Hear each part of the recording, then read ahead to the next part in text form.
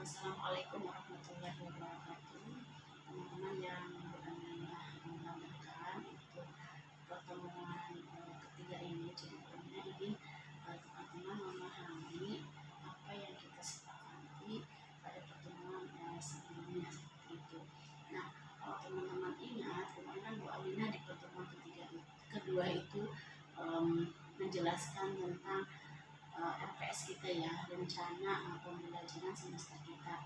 Untuk pertemuan ketiga teman-teman itu baru gitu ya, baru mengenal lembaga. Ada yang bertanya lembaganya apa, sudah Bu Aminah share di grup WhatsApp ya. Itu lembaga-lembaga yang Bu Aminah tahu, bisa jadi lebih banyak dan lebih dekat dari teman-teman itu tentunya lebih lengkap. Jadi tidak harus yang Bu Aminah share kemudian teman-teman berkunjung ke sana gitu. Dan yang kedua ada juga yang bertanya wawancara atau observasi atau kami bertanya apa gitu ya. Nah, wawancara, observasi dan lain-lain itu satu metode untuk mencari tahu. Jadi di pertemuan ini teman-teman baru mencari tahu lembaganya apa, mereka itu kalau berkegiatan itu di ranah individu atau layanan individu, ranah kelompok ataukah ranah komunitas atau pemberdayaan masyarakat. Cari tahu itu dulu. Bisa lewat profil, kalau memang profilnya ada, bisa lewat wawancara, bisa juga lewat dokumentasi yang ada di website seperti itu. Jadi wawancara, mau bertanya apa itu tergantung teman-teman. Kalau teman-teman blank, belum punya pemahaman tentang lembaga itu, berarti kan wawancara ngobrolnya tentang semua hal, bisa berdirinya kapan, tujuan lembaga ini apa, siapa sih yang didampingi, sehingga nanti di akhir itu teman-teman punya pengetahuan. Nah, setiap kelompok pengetahuan yang ditulis yang dilakukan itu tentunya berbeda. Ada yang sumbernya dari website, ada yang sumbernya dari wawancara, ada yang sumbernya dari observasi karena melihat langsung. Jadi ketika teman-teman ke lokasi itu dengan memberikan surat izin, karena memang ada beberapa lembaga yang harus berizin gitu ya, bisa juga lembaga yang tidak berizin misalkan karena itu LSM atau lembaga pemberdayaan masyarakat yang terbuka gitu loh. Terbuka itu maksudnya pertama sudah kenal, yang kedua dia menerima relawan atau apapun dari masyarakat untuk bergabung gitu. Dan karena ini basicnya bukan penelitian untuk skripsi, jadi kita kan hanya mempelajari lembaga ini tuh bergerak di bidang apa, kemudian mereka tuh mendampingi siapa dan cara pendampingannya itu seperti apa. Nah, ketika cara pendampingannya digali itu nanti pertemuan-pertemuan berikutnya kan ada beberapa kali ke lapangan gitu ya teman-teman. Jadi hari ini teman-teman baru mengenal lembaga, mencari tahu lembaga itu apa, jenis kelaminnya itu apa lembaga itu, apakah mereka mendampingi komunitas atau personal atau kelompok atau masyarakat, kemudian yang namanya jenis kelamin siapa pemimpinnya dalam itu ya 5W1H itu harus diungkap lembaganya apa, siapa yang memimpin, siapa yang mengelola, siapa yang diberdayakan atau yang dibina, kemudian kapan berdirinya seperti itu, kemudian bagaimana mereka pengelolaannya, pendampingannya itu bisa nanti ditanyakan di pertemuan berikutnya. Kemudian apalagi ya 5W1H apa saja gitu isu-isu yang mereka ini ya yang mereka garap seperti itu. Nah itu pertanyaan kedua tadi ya. Pertanyaan selanjutnya ada juga yang kita jelaskan tentang apa sih mikro, meso, dan makro itu ya. Tentunya teman-teman sudah lihat YouTube Bu Aminah yang kemarin di share ya, dan boleh bertanya, dan pertanyaannya tentunya ini ya. Nah pertanyaan yang pertama mikro ya, mikro dengan makro aja yang akan Bu Aminah jelaskan karena meso itu berada di tengah-tengah. Jadi gini dulu, mikro itu fokus pada individu. Lihat materi yang Bu Aminah ambil dari buku kuning Profesor ini ya Johanna. Nah di buku itu fokus pada individu yang pendekatan mikro kecil gitu ya. Jadi pendampingannya itu fokus pada masalah-masalah potensi-potensi yang ada di personal individu masyarakat. Misalnya lembaga Reksadia Utami itu memiliki klien-klien yang hubungannya dengan masalah personal, misalnya KDRT. Si istri itu datang secara sadar melaporkan, kemudian ketemu dengan konselor, atau kalau di kita kan pemberdayaan masyarakat ya bahasanya. Nah, konselor di sini namanya konseling. Jadi dia bertemu dengan individu itu, menerima laporan, bertanya kembali, kemudian membangkitkan semangatnya, mencari solusi bersama, tapi berhadapannya itu dengan personal, dengan individu. Masalahnya tuh jelas, masalah si A gitu. Individu satu, masalahnya KDRT. Individu yang satunya masalahnya bukan KDRT, misalkan ekonomi. Individu satunya masalahnya misalkan hamil di luar nikah, ya, beda-beda gitu ya. Itu yang mikro. Fokus pada individu. Kita itu yang ada di lembaga itu lebih berfungsi sebagai konseling, ya, bisa teman sebaya, bisa juga secara profesional gitu ya, seorang psikolog itu. Kemudian bekerjanya itu sendiri, ya, konselor satu, ini klien kita satu, atau masyarakat yang personal itu satu. Kemudian pendekatannya organismik itu apa ya,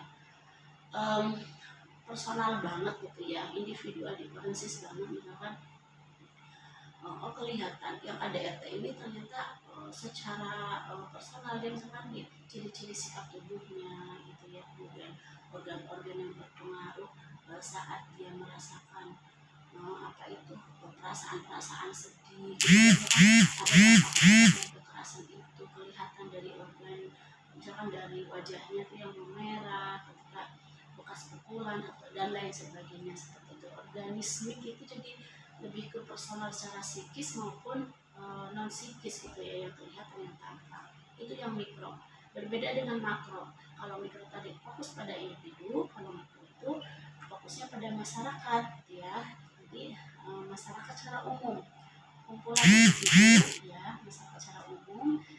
Dan kita ini harus memahami bahwa kita ini fungsinya sebagai fasilitator lembaga yang kajiannya, pemberdayaannya, wilayahnya lebih luas di wilayah makro, yaitu berfungsi itu sebagai fasilitator. Misalnya ada yang saya contohkan itu kan kampung sains gitu ya kemarin, ya, misalnya kampung sains di kota Jogjanya.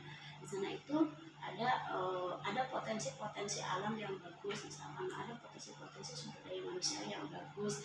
Nah, kolaborasi potensi sumber daya manusia mereka jadikan satu, jadi satu kekuatan, dan mereka berdayakan.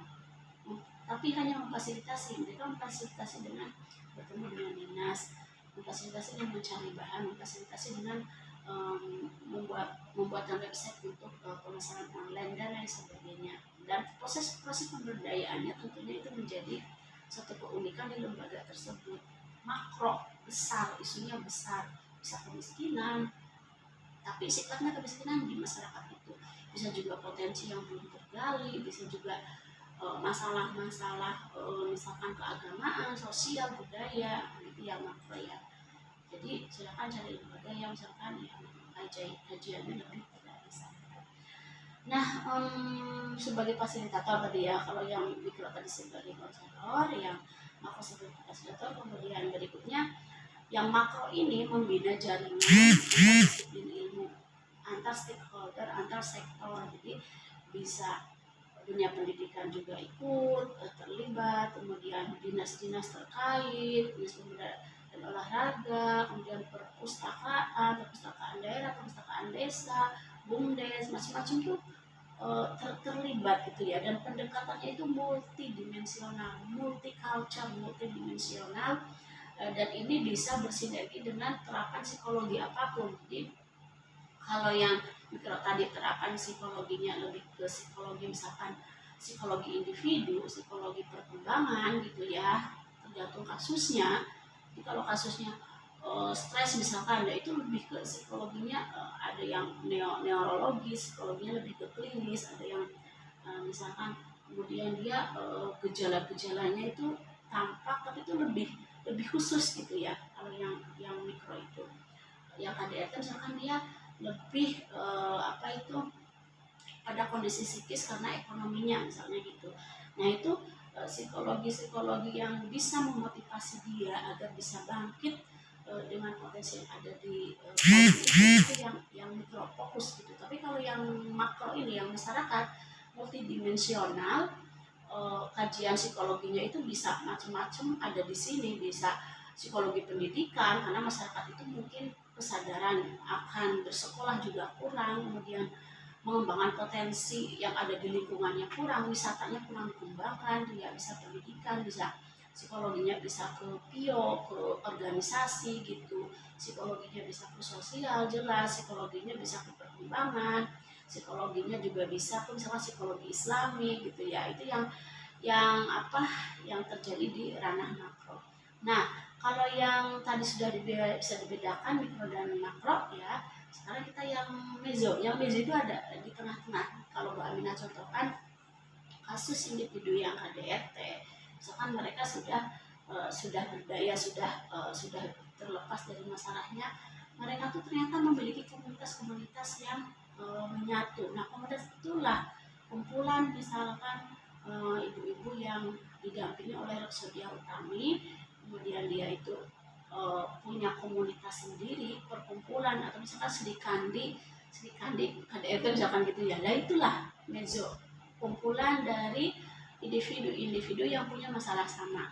Makanya Bu Aminah kemudian mencontohkan misalkan di TBM helikopter itu mezo ya, karena di sana ada para difabel, masyarakat difabel yang mempunyai isu sama, kesenjangan yang sama TBM itu, helikopter itu didampingi secara isu mezo. Kelompok itu isunya itu gitu, tapi berkelompok bukan personal.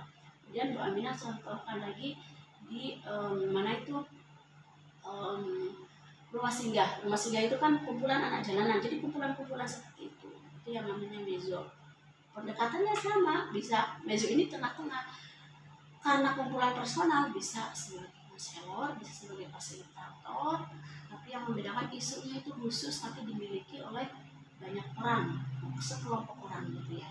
Kalau yang makro tadi isunya bisa umum, kalau yang mikro tadi personal, isunya satu tapi personal individu. Itu teman-teman. Jadi dari penjelasan ini sebenarnya ini pertanyaan yang timbul setelah teman-teman menginginkan bahwa teman-teman itu haus dengan kuliah yang ada di lapangan.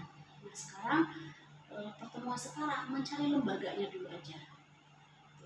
Misalkan mentok-mentoknya hari ini belum ketemu atau minggu ini belum ketemu, sambil ngalir saja ya teman-teman, nanti mencari lagi. Proses inilah yang akan mendewasakan teman-teman, yang akan membawa teman-teman pada sesuatu yang belum teman-teman dapatkan gitu. Dan silahkan menjadi orang dewasa yang belajar secara mandiri. Terima kasih ya. Jika ada hal mungkin yang terlalu sulit atau terlalu prosedural, pindah saja ya lembaganya, karena ini untuk mencari tahu bagaimana mereka itu menerapkan fungsi mereka gitu ya di lembaga itu, baik secara mikro, mezo ataupun makro, dengan pendekatan ilmu psikologi apa yang akan mereka terapkan nanti misalkan ketika pendampingan. Nah ilmu psikologi itu kan belum Bu Aminah jelaskan nanti di pertemuan ke-4 besok. Itu ya teman-teman. Jadi sekarang boleh wawancara, boleh observasi, boleh juga tidak. Kalau memang lembaga sudah jelas, di narasi-narasi di website-nya sudah jelas, teman-teman nanti tinggal buat catatan laporan bahwa laporan pada pertemuan yang ketiga ini teman-teman mendapatkan apa. Ingat 5W1H yang harus teman-teman tulis ya, lembaganya apa, siapa pengelolanya, siapa yang didampingi, kegiatannya apa, kemudian berdirinya kapan. 5W1H lah minimal. Ya teman-teman, terima kasih. Jangan lupa tetap prokes, dan jika ada hal teknis ataupun sesuatu yang kurang jelas boleh ditanyakan di grup. Terima kasih sekali lagi. Aminah tetap support dari jauh ya teman-teman, tetap di lapangan dan tetap menjaga prokes sekali lagi. Assalamualaikum warahmatullahi wabarakatuh. Recording stopped.